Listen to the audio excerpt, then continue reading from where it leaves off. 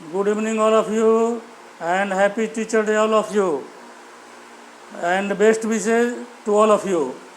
आज हम स्टार्ट करने जा रहे हैं है ना accountancy chapter 1 introduction to accounting.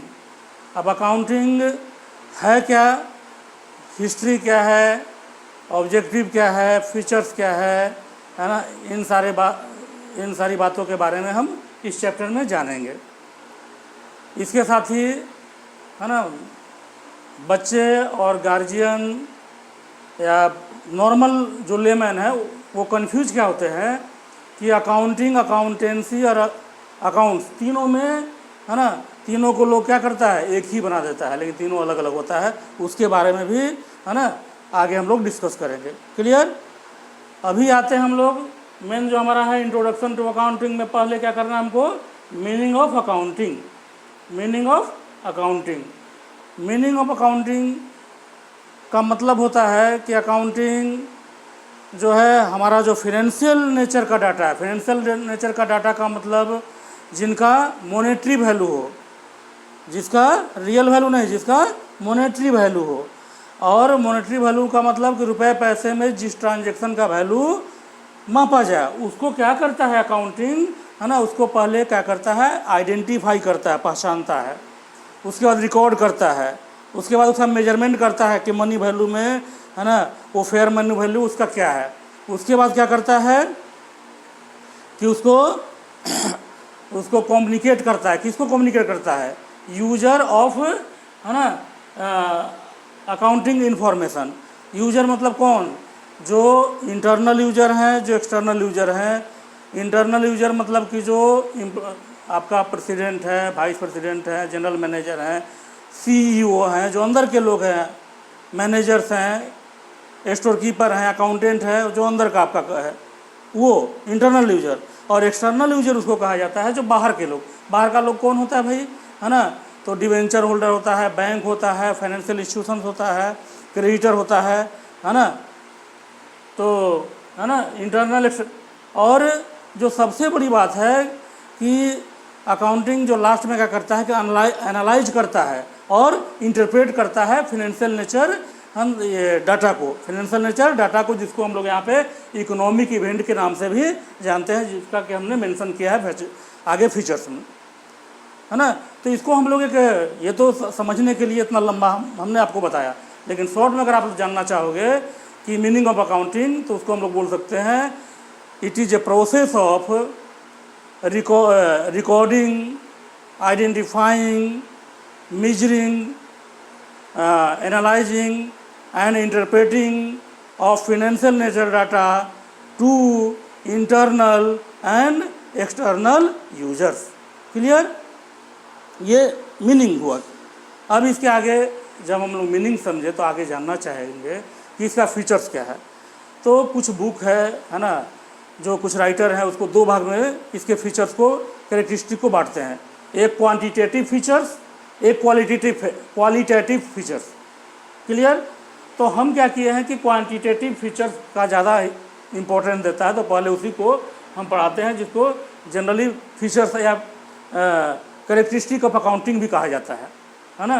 तो फीचर्स ऑफ अकाउंटिंग में पहला बात क्या होना चाहिए कि आपका जो डाटा इकोनॉमिक इवेंट के रूप में होना चाहिए या फाइनेंशियल नेचर जो डाटा बोलते हैं है ना वो होना चाहिए. अब बोलेंगे इकोनॉमिक इवेंट है क्या, है ना. इकोनॉमिक इवेंट का मतलब कि जो आप लेन देन करते हो, जैसे selling of goods and services, rendering services to customers. Rendering मतलब सर्विस प्रोवाइड करना, गुड्स को सेल करना, ये क्या हुआ, ये इकोनॉमिक इवेंट है. वेजेज का पेमेंट करना, सैलरी का पेमेंट करना, ये क्या हुआ, इकोनॉमिक इवेंट है ना. First feature. दूसरा है ना identification, measurement, recording and communication. ये फीचर जो है कहाँ से निकल के आ रहा है ना, डिफिनेशन से. आपने जो डिफिनेशन पढ़ा उससे निकल करके ये सबसे इम्पॉर्टेंट इसका जो फीचर्स है identification, measurement, recording and communication. Identification पहले जो आप इकोनॉमिक इवेंट है मॉनेटरी वैल्यू में उसका आपने मेजरमेंट किया, मनी वैल्यू में क्या वैल्यू है, रुपए में, पैसे में, डॉलर में, पौंड में. क्लियर. आपने उसका ये किया, ये आइडेंटिफाई किया, फिर मेजरमेंट किया रुपए पैसे में, फिर क्या किया, रिकॉर्ड किया। रिकॉर्ड मतलब क्या, प्रॉपर वे में। आगे आगे जानोगे रिकॉर्ड क्या किया, रिकॉर्ड कैसे किया जाता है। रिकॉर्ड किया जाता है जर्नल में, रिकॉर्ड किया जाता है लेजर में, रिकॉर्ड किया जाता है ना, ये ट्रायल बैलेंस में। तो ये आगे की बात है, लेकिन जानना तो होगा ना कि भाई रिकॉर्ड करना होता है। एंड कम्युनिकेशन, अब आपने आइडेंटिफाई किया, मेजरमेंट भी कर लिया, रिकॉर्ड भी कर लिया, तो उसको आप कम्युनिकेट करेंगे ना किसको, जो आपके आपका जो ऑर्गेनाइजेशन है, आपका जो कंपनी है, आपका जो इंडस्ट्री है ना, उसको आप क्या करोगे, कम्युनिकेट करोगे। क्यों कम्युनिकेट करोगे, चूँकि ऑर्गेनाइजेशन ये जान पाएगी कि हमारा जो बिजनेस पूरे अकाउंटिंग ईयर या फाइनेंशियल ईयर पूरे साल जो चला उसमें हम प्रॉफिट में जा रहे हैं या लॉस में जा रहे हैं, या हमारा एसेट्स और लायबिलिटी और कैपिटल का पोजीशन क्या है। क्लियर। उसके बाद है ना, interested user of information and features का नेक्स्ट पॉइंट क्या बताया हमने, इंटरेस्टेड यूजर ऑफ इंफॉर्मेशन। तो इंटरेस्टेड यूजर कौन है, तो मेनली तो दो ही लोग हैं आपके इंटरेस्टेड यूजर। एक आपने इंटरनल यूजर जो आपके यहाँ जो ये ऑर्गेनाइजेशन के अंदर जो लोग हैं, chief executive officer, general manager, president manager, departmental manager, ये हो गया, क्या हो गया, internal user. And number 2 external user, जो बाहर का लोग ऑर्गेनाइजेशन से, कंपनी से बाहर का लोग, कौन, डिवेंचर होल्डर, क्रेडिटर, है ना, फाइनेंशियल इंस्टीट्यूशंस, है ना, जो आपको कर्ज दिया है ना, वो जानेंगे ना कि क्या स्थिति आपकी, तब ना कर्ज देगा आगे। क्लियर। एंड जो लास्ट एंड इम्पोर्टेंट जो इसका फीचर्स है, जो लोग है ना हमेशा लोग भूलता है या कन्फ्यूज करता है, ये बोल सकते हो आप। तो क्या, कहाँ पे, accounting as a source of information. Accounting क्या है, इंफॉर्मेशन का मतलब किस इंफॉर्मेशन का, economic event, financial nature data, monetary nature data का ये सोर्स ऑफ इंफॉर्मेशन है। क्यों सोर्स ऑफ इंफॉर्मेशन है, इसी इंफॉर्मेशन के द्वारा है ना किसी भी है ना ऑर्गेनाइजेशन का, किसी भी कंपनी का आप ट्रू फाइनेंशियल पोजीशन जान पाते हो। क्लियर। तो आइए समझते हैं, है ना, qualitative features of accounting. Qualitative features of accounting का मतलब होता है कि उसकी मॉनेटरी वैल्यू में नहीं, क्वालिटी क्या है, मेरिट क्या है, उस तरीके में आपको समझाना है ना, कि भाई है ना ये उसका क्वालिटेटिव फीचर्स क्या है। तो फर्स्ट, आपका जो अकाउंटिंग इन्फॉर्मेशन है, इकोनॉमिक जो इवेंट होना चाहिए वो रिलायबल होना चाहिए। क्या होना चाहिए, रिलायबल होना चाहिए। रिलायबल का मतलब क्या है, विश्वसनीय। विश्वसनीय कैसे होगा कि जो आपने डाटा लाया है वो उसके एविडेंस के साथ है, वाउचर के साथ है, कैश मेमो के साथ है ना, उसके साथ आपको ला करके बताना होगा, तब ना लोग समझेंगे इंटरनल यूजर और आपके एक्सटर्नल यूजर क्या। हाँ, आपने जो डाटा दिया है सेल परचेज का, पेमेंट एक्सपेंसेज का, पेमेंट का, रिसिप्ट ऑफ इनकम का जो आपने दिया है, तो वो आपका रिलायबल है। क्लियर। दूसरा, आपका जो डाटा जो होना चाहिए फाइनेंशियल नेचर डाटा, वो क्या होना चाहिए, रिलीवेंस। रिलीवेंस का मतलब क्या, आउट ऑफ बिजनेस नहीं होना चाहिए, आपके घर का नहीं होना चाहिए, आपके मित्र का नहीं होना चाहिए, आपका बिजनेस का होना चाहिए, आपके कंपनी का होना चाहिए, है ना, उससे बाहर का डाटा नहीं होना चाहिए। क्लियर। नेक्स्ट, अंडरस्टेबिलिटी, अंडरस्टैंडेबल बोल सकते हो उसको, है ना, कि अंडरस्टैंडेबल का मतलब हर एक, जो मान लीजिए एक जो अकाउंट पढ़ा हुआ है, जो कॉमर्स पढ़ा वो तो समझे ही, लेकिन जो एक लेमैन है, साधारण इंसान जो है, जो नहीं भी पढ़ा लिखा है, वो भी क्या है, कुछ डाटा के द्वारा अगर आप बताएं कि परचेज किया, सेल किया, पेमेंट किया, संपत्ति खरीदा, लायबिलिटी का पेमेंट किया, वो भी इस बात को समझ पाए। क्लियर। एंड लास्ट है कंपेरेबिलिटी, कंपेयर करना। डाटा को हम कंपेयर नहीं करेंगे कि पिछला जो प्रीवियस ईयर, जो हमारा पिछला साल था, वो प्रॉफिट ज़्यादा है कि हमारा करेंट ईयर का प्रॉफिट ज़्यादा है ना, तो उससे कंपेयर करना होगा। एसेट्स लायबिलिटी हमारा बढ़ा या घटा, प्रॉफिट हमारा बढ़ा या घटा, है ना, तो हमको कंपेयर करना होता है। क्लियर। अच्छा, अब हम सारी बातें जानने के बाद, हमने अकाउंटिंग का मीनिंग जान लिया, दोनों फीचर हम लोग जान लिया, कौन, क्वांटिटेटिव फीचर और क्वालिटेटिव फीचर, दोनों हमने फीचर जाना। उसके बाद आपको थोड़ा सा, है ना, अकाउंटिंग के हिस्ट्री के बारे में आपको जानना चाहिए कि अकाउंट का आखिर हिस्ट्री का है, हिस्ट्री क्या है, कहाँ से आया, कौन बताया। तो बहुत पहले है ना इसका यूज होता था आपको इजिप्ट में, जो बिजनेस क्लास का लोग था, ग्रीस में, है ना, फिर इसका यूज होता था बेबीलोनिया में यूज होता था। इंडिया में फर्स्ट टाइम अकाउंट के बारे में हमारे महान चाणक्य है ना ने बताया, और एक उन्होंने जो बुक लिखी अर्थशास्त्र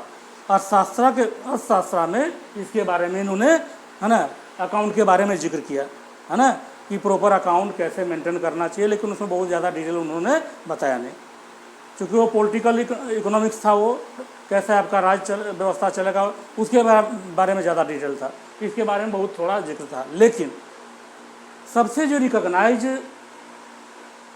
जो इसका हुआ, सबसे इसका पहचान बना, हमारे लुकास पैसोली साहब 1494 में उन्होंने एक बुक लिखा, है ना, पेशे से वो मैथमेटिशियन से, उन्होंने बुक लिखा review of arithmetic and geometric proportion, है ना। उसमें उन्होंने बताया कि अकाउंटिंग के बारे में फर्स्ट टाइम प्रॉपर वे में, है ना, जिक्र किया कि कैसे रिकॉर्ड किया जाता है, आइडेंटिफाई किया जाता है ना। एक कह सकते हैं कि उसको एक प्रॉपर वे में उन्होंने क्या किया, बताया, और एक अकाउंटिंग को सेपरेट सब्जेक्ट के रूप में उन्होंने पहचान दिया। क्लियर। और उनको हम लोग फादर ऑफ अकाउंटिंग के नाम से भी जानते हैं। अगर कोई पूछे कि अकाउंट्स का फादर कौन है तो आपको क्या बताओगे, है ना, लुकास पैसिओली। तो आइए, है ना, अब इसके बाद हम लोग पढ़ते हैं role of accounting and difference between accounting, accountancy and accounts. तो आइए समझते हैं role of accounting. Role of accounting जैसे पीएम का रोल क्या है, सीएम का रोल क्या है, डीएम का रोल क्या है, सीए का रोल क्या है, सीएस का रोल क्या है, एंड टीचर का रोल क्या है, एडवोकेट का रोल क्या है, डॉक्टर का रोल क्या है, जैसा हम लोग को पता है। तो उसी तरह से अकाउंटिंग के रोल के बारे में हम लोग बात करेंगे।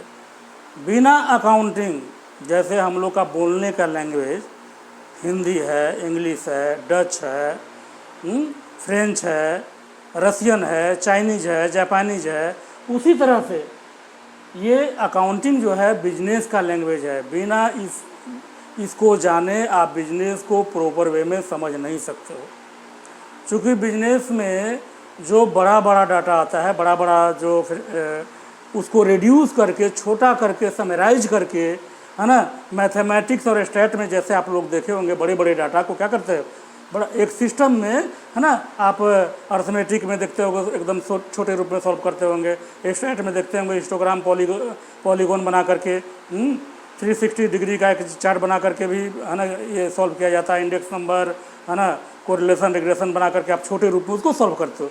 उसी तरह से अकाउंटिंग भी आपका फाइनेंशियल नेचर डाटा को, है ना, क्या करता है ना, समराइज वे में, है ना, उसको क्या करता है, आपको शो करता है, दिखाता है।